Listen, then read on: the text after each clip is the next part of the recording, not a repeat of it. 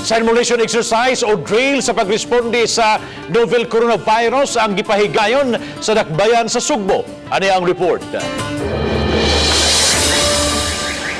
Miabot ang ambulansya sa atubangan sa Cebu City Hall ug nanganaog ang mga responders.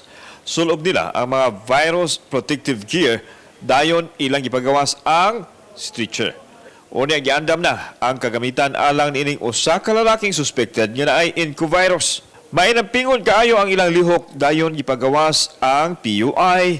Dayon sakay sa ambulansya aron dadon sa pasilidad nga alang sa mga person under investigation sa INCOV.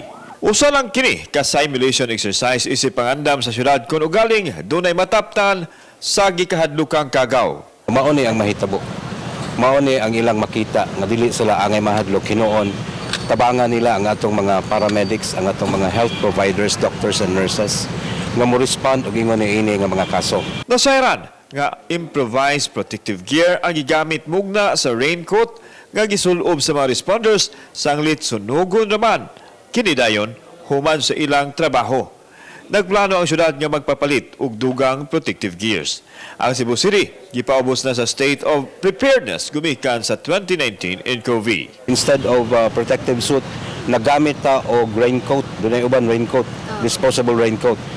Kay kining tanan nilang gipangsulob sa ato ang mga responders, mga medics nato, i-dispose gini siya. Post ining maong mga protective personal equipment, dili ni sa patagaglabay diya sa basura, kundi dili sunugon ni siya sa incinerator.